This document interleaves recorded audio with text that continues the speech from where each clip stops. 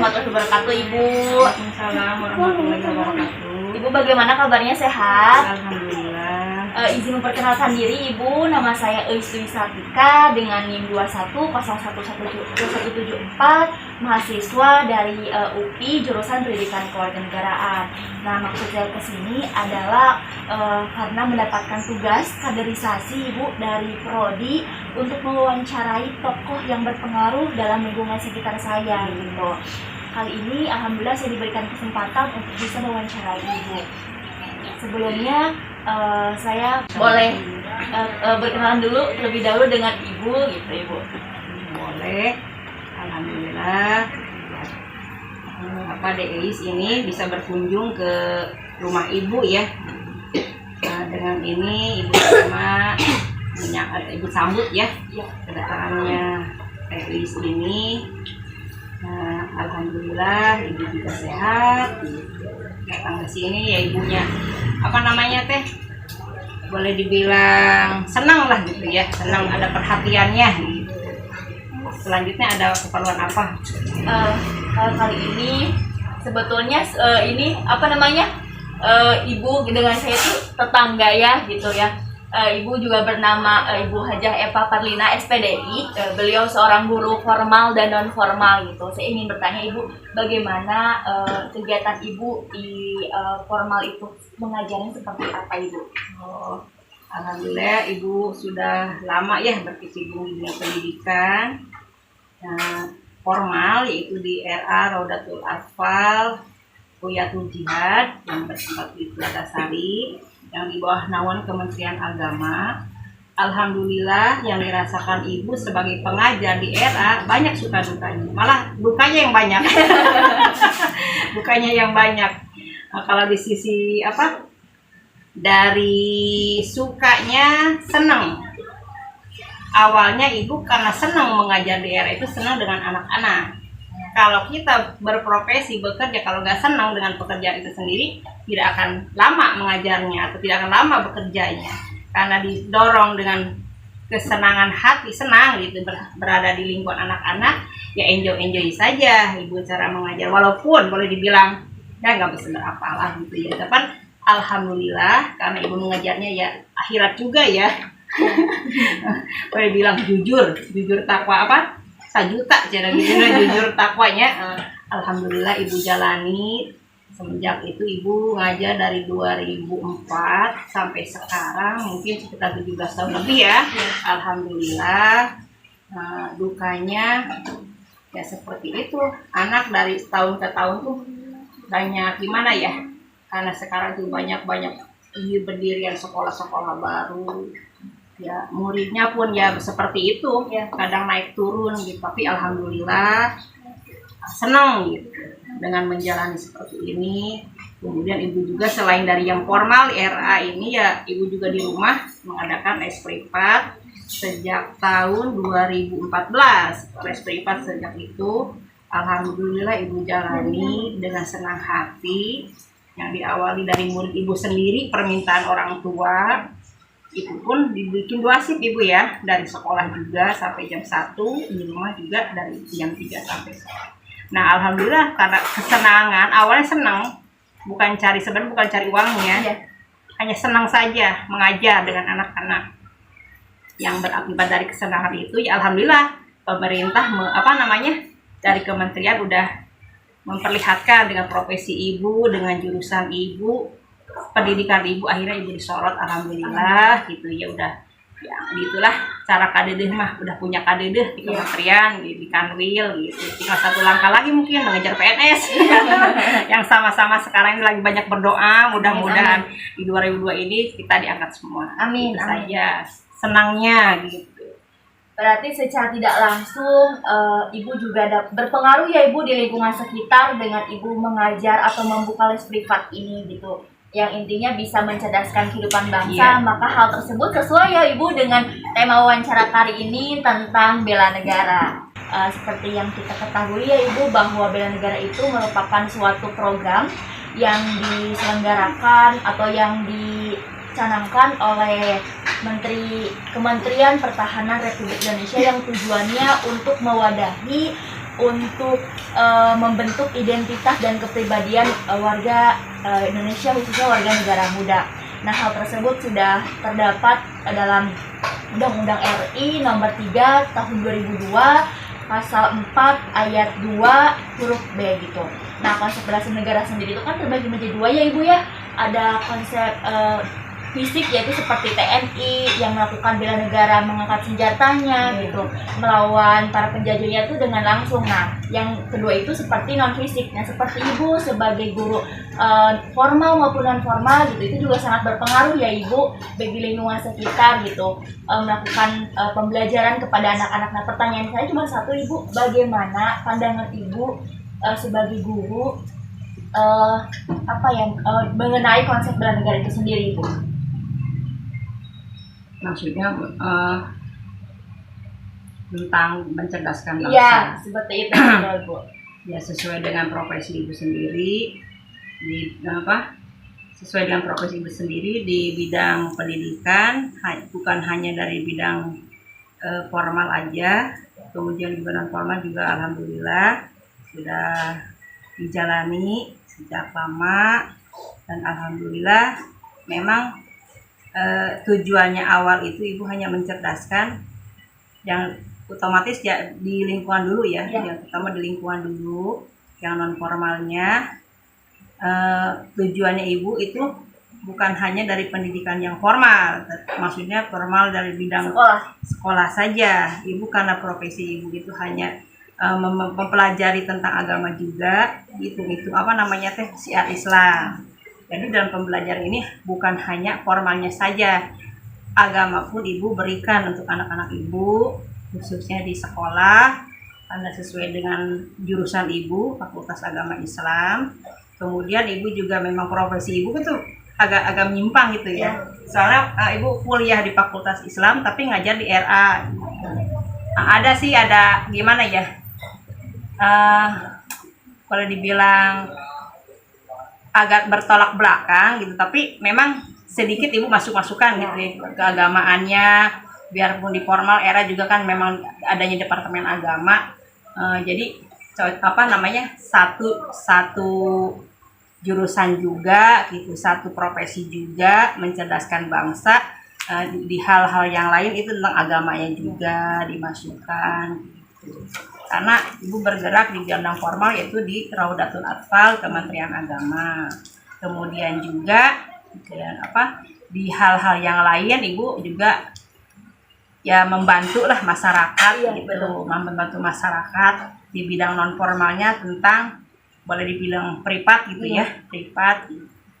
Di situ juga Ibu tidak hanya memberikan yang formalnya saja, tetap Ibu profesi Ibu yang tadi awalnya Ibu dari PAI, tetap Ibu berikan untuk anak privat Ibu tentang pendidikan agama Islam, karena sangat berpengaruh. Anak-anak zaman sekarang boleh dibilang etika itu kayak gimana ya, kurang etikanya kurang. Jadi sedikit-sedikit Ibu masukkan etikanya di situ tentang keagamaannya, karena belajar itu bukan hanya dari formalnya saja gitu. Jadi kehidupan kesehari-harian itu boleh dibilang prakteknya gitu.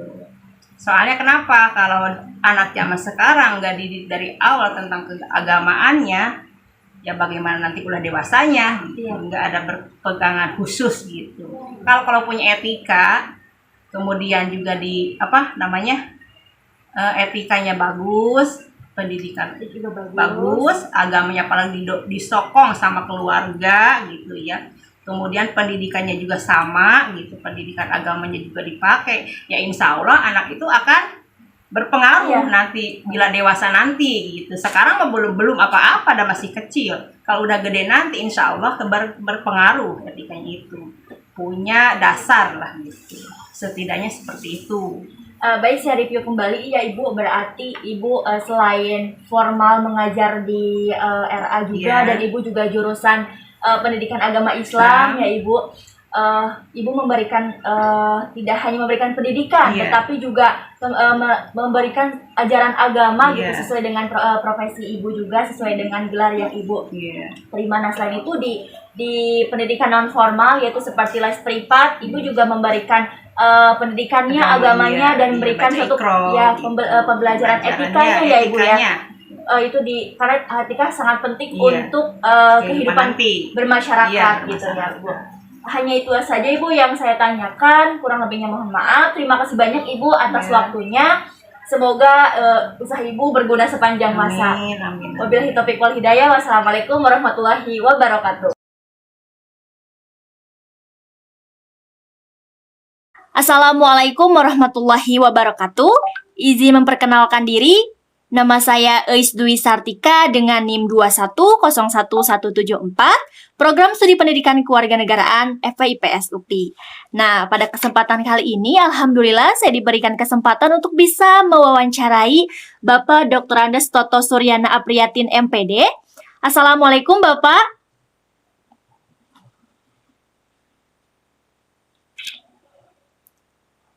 Sepertinya Bapak terkendala jaringan. Alhamdulillah sudah ada. Untuk bisa lebih mengenal lagi Pak Toto, alangkah izinkan saya Pak untuk bisa men-share screen CV dari Bapak.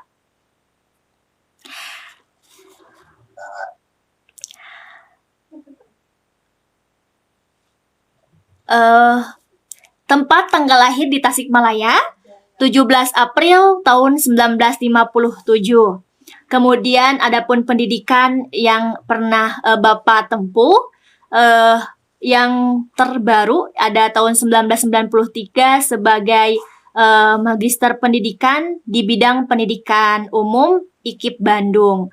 Kemudian juga pengalaman pekerjaan Bapak juga sangat luar biasa ya, sangat berkompeten gitu, dan sekarang sebagai dosen pendidikan agama Islam di Universitas Pendidikan Indonesia dari tahun 1998 sampai dengan sekarang. Kemudian juga sebagai ketua penyelenggara tutorial PAI dan SPAI sampai dengan sekarang. Adapun di sini pengalaman mengajar dan memberi kuliah juga sangat luar biasa sekali. Dan yang terakhir ada penghargaan yang pernah diterima oleh Pak Toto, yaitu Karya Bakti Satya dari Rektor UPI. Dan yang terakhir ada Satya Lancana Karya Satya dari Presiden Republik Indonesia. Baik Bapak, mengenai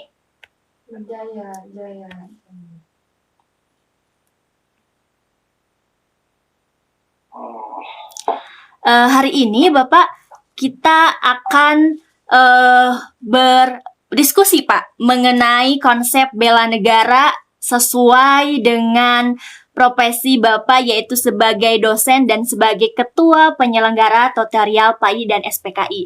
Bahwa bela negara itu adalah sebuah program yang prioritas yang utama yang telah direncanakan, yang telah dilaksanakan oleh Kementerian Pertahanan. Salah satu sasaran dan tujuannya yaitu untuk membentuk identitas dan kepribadian bangsa Indonesia. Dan hal tersebut sudah terdapat dalam konstitusi Undang-Undang RI nomor 3 tahun 2000 pasal 9 ayat 2 huruf B. Nah, kemudian konsep bela ini juga terdapat dua bagian ya Bapak. Ada konsep bela negara, ada fisik, yaitu seperti TNI yang selalu mengangkat senjata, yang selalu bertempur di medan peperangan gitu untuk membela negara. Dan yang kedua itu adalah non fisik, seperti Bapak seorang pendidik gitu mengabdi kepada negara melalui pengajaran, melalui pembelajaran seperti itu. Dan pertanyaannya saya adalah bagaimana Pak dalam perspektif Bapak seorang pendidik gitu mengenai konsep bela negara ini? Ya, terima kasih Is ya. Bela negara ini menurut Undang-Undang Dasar 45 itu adalah hak dan sekaligus kewajiban warga negara untuk ikut serta dalam upaya pembelaan negara. Tentu melalui, kalau kita yang bukan tentara, ya, maka melalui profesi kita masing-masing. Bahwasanya seorang pengajar, dosen itu tidak terlepas dari kewajiban bela negara secara non fisik melalui profesi ngajar, ya, mendidik anak bangsa sesuai dengan harapan bangsa ini, itu bagian dari bela negara. Di PAI misalnya,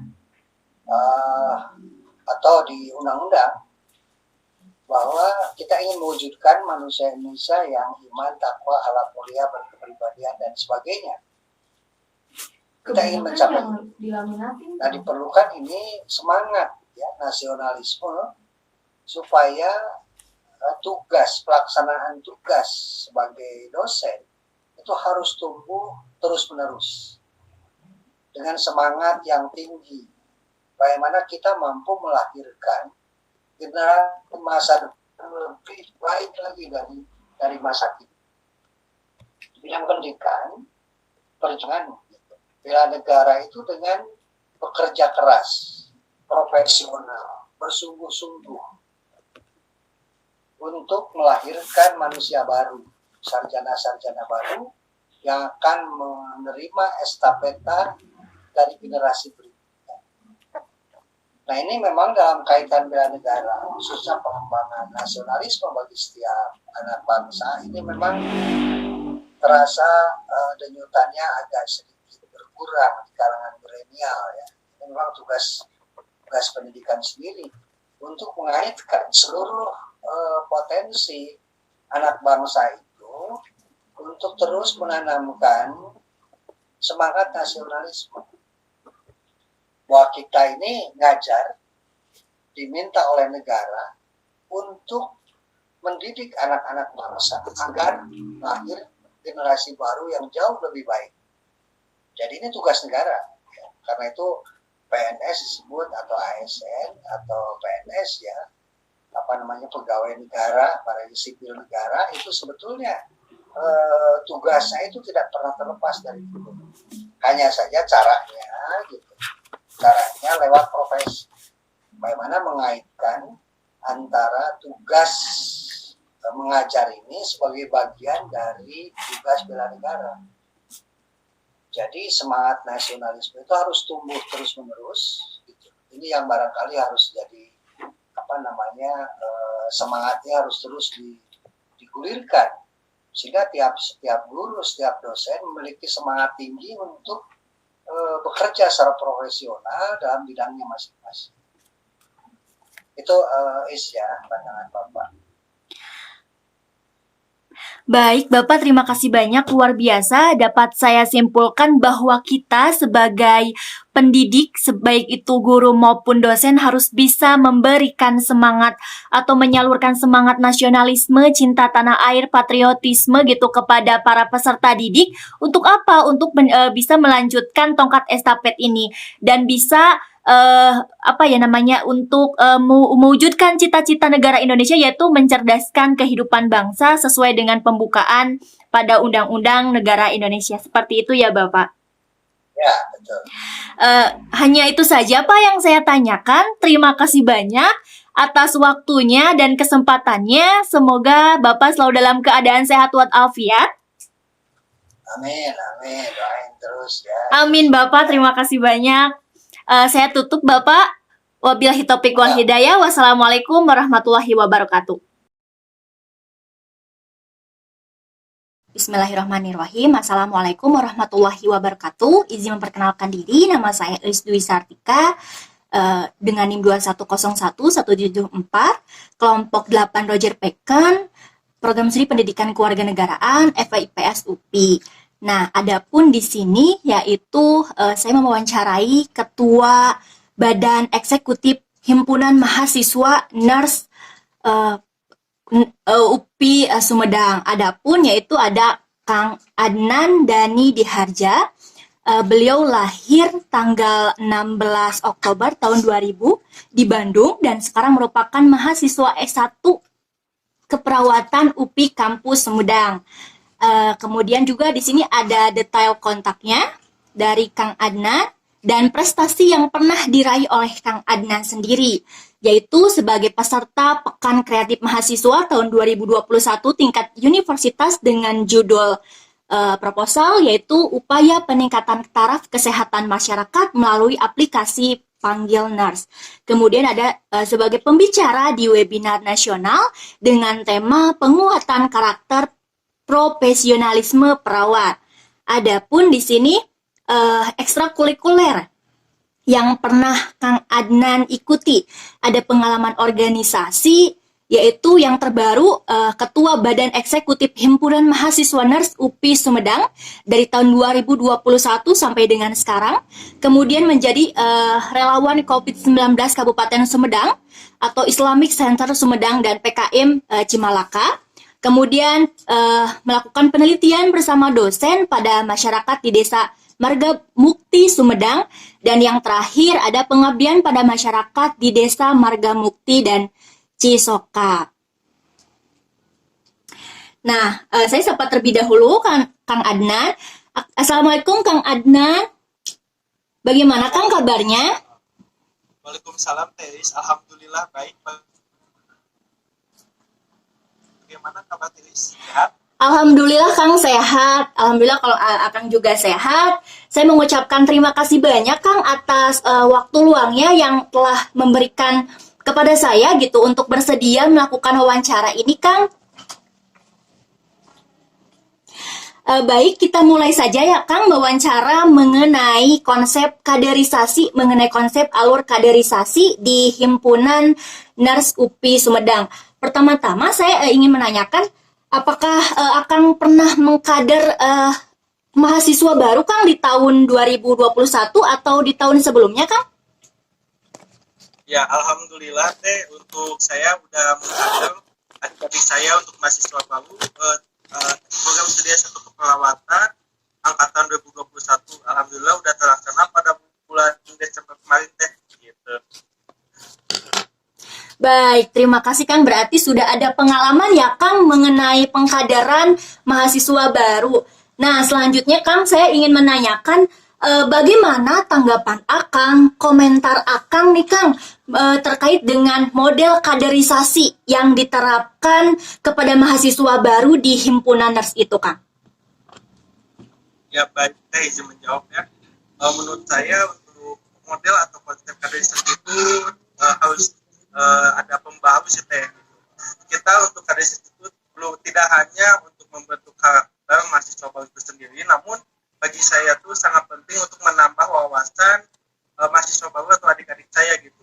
Karena di S1 keperawatan ini saya membuat model konsep yang berbeda gitu mengenai kaderisasi itu, yang semulanya atau yang biasanya kita lihat untuk kaderisasi itu hanya sebagai ngecamp ataupun yang nginep-nginep atau apalah. Sedangkan untuk S1 itu saya dan rekan-rekan saya tuh membuat sebuah terobosan di mana kaderisasi ini berisikan mengenai pengabdian kepada masyarakat. Baik, berarti pada pas jabatan Akang gitu kan, model yang diterapkan pada kaderisasi itu mengalami suatu perubahan ya Kang, yaitu dengan menggunakan model pengabdian pada masyarakat. Seperti itu ya Kang. Nah, kemudian Kang, pertanyaan yang ketiga itu, bagaimana rumusan kompetensi atau kemampuan yang harus dimiliki oleh para mahasiswa baru ini Kang? Oke, baik. Izin menjawab ya. Lulusan atau prospek atau tujuan mungkin ya, tujuan dari saya melakukan kaderisasi untuk mahasiswa baru itu yang pertama seperti biasalah kita ingin membentuk karakter dari mahasiswa baru itu yang semulanya dari siswa berubah menjadi mahasiswa. Pertama itu. Yang kedua, saya ingin mengenalkan sebuah budaya yang nantinya akan dilaksanakan di kampus. Selain di kampus itu nanti di lapangan pekerjaan itu kita menerapkan budaya 5S. Mungkin teman-teman atau juga udah tahu ya 5S. Senyum, salam, sapa, sopan, dan santun. Dan akhirnya yang ketiga, tujuan utama saya untuk melakukan pengkaderan gitu, yang berbentuk pengabdian, ya selain dikarenakan adanya pandemi COVID-19, saya juga ingin memberikan gitu pengalaman baru pada adik-adik saya gitu, terutama mahasiswa baru S1 Keperawatan Angkatan 2021 mengenai bagaimana sih caranya kita terjun ke masyarakat, terutama dalam melakukan pengecekan kesehatan berupa testing gratis, terus cek gula darah, hingga yang nantinya saya inginkan donor darah gratis kita gitu. Baik, terima kasih. Sungguh luar biasa ya Kang, tujuan dari pengkaderan ini gitu, tujuan yang mulia ini ada 3 tadi, ada karakter, kemudian yaitu menerapkan budaya 5S, mungkin plus 1H ya Kang, hormat ya Kang. Dan yang terakhir itu adalah untuk terjun langsung, disiapkan untuk terjun langsung kepada masyarakat. Kemudian yang keempat Kang, bagaimana pendapat Akang terkait dengan kaderisasi ini disiapkan untuk menjadi seorang pemimpin, Kang, untuk menjadi seorang yang bisa mendewasakan dirinya, Kang. Nah, bagaimana pernyataan tersebut atas pandangan Akang? Ya, pandangan saya mengenai pernyataan tersebut bahwa mahasiswa itu harus belajar menjadi seorang pemimpin atau belajar mengenai kepemimpinan itu sangat penting ya Teh ya. Dan saya mencoba mengaplikasikannya saat pengkaderan. Jadi anak-anak atau adik-adik saya tuh tidak menerima jadi gitu, tapi mereka tuh berproses mulai dari perizinan ke dinas kesehatan, lalu ke sumber daya kemanusiaan atau SDK Kabupaten Sumedang tuh mereka lakukan gitu. Jadi mereka tuh tidak menerima jadi gitu. Baik, terima kasih Kang. Dan ini ada pertanyaan terakhir Kang dari saya, yaitu seberapa penting Kang pengkaderan untuk mahasiswa baru? Seberapa pentingkah itu?